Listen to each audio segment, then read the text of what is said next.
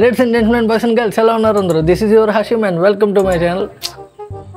అలా ఎంటుకలకి అంటామంట ఇప్పుడే రావాలా వీడియో మొదలు పెట్టిన వెంటనే ఏంటిది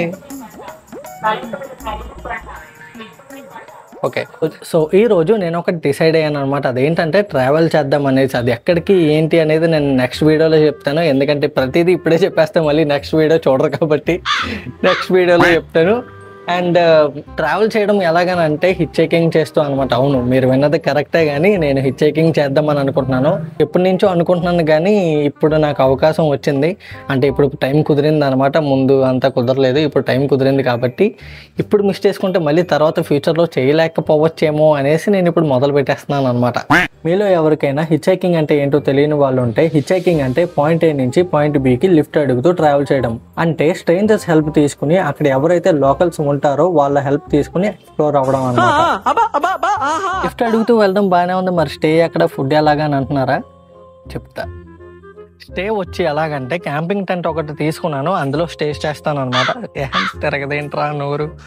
స్టే అందులో స్టే చేస్తాను అన్నట్టు వస్తుంది ఏంట్రా. అందులో రే ఏంట్రా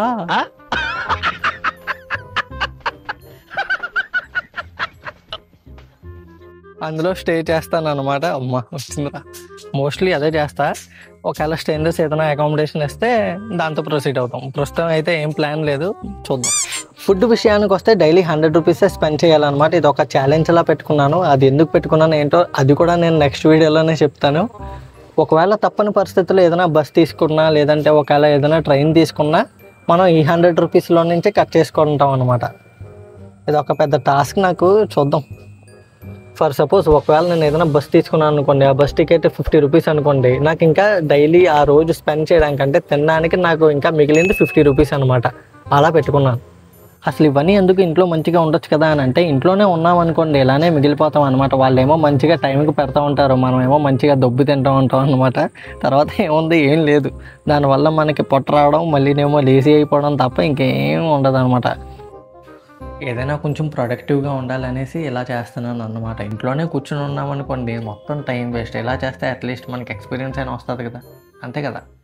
అండ్ ఇదంతా కాకుండా ప్రతిరోజు ఒక్కొక్క ఛాలెంజ్ ఇచ్చుకుందాం అనేసి అనుకుంటున్నాను అనమాట. అంటే నాకు నేనే ఛాలెంజ్ ఇచ్చుకొని నేను అది ఎంతవరకు చేయగలను ఏంటి అని ట్రై చేస్తాను అనమాట.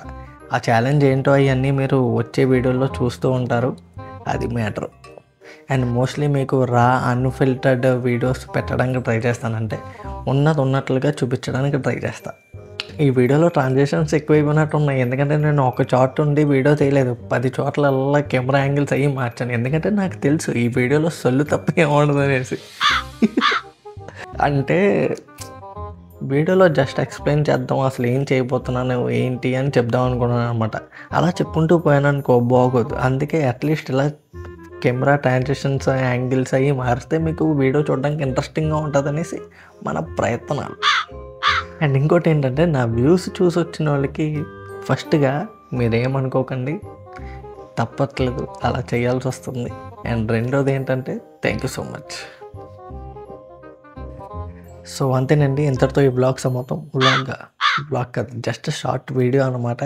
ఏం చేయబోతున్నాను ఏంటి చెప్పడానికి వీడియో తీయడం జరిగింది. అండ్ ఇంకోటి ఏంటంటే, దయచేసి కొంచెం సపోర్ట్ చేసి కొంచెం నాకు సబ్స్క్రైబ్ చేయండి. 75% నాకు ఎవరైతే వీడియోస్ చూస్తున్నారో ఎవడో సబ్స్క్రైబ్ చేయట్లేదు. కొంచెం సబ్స్క్రైబ్ చేస్తే నాకు సపోర్ట్ చేసినట్టు ఉంటుంది కదండి. చేయండి.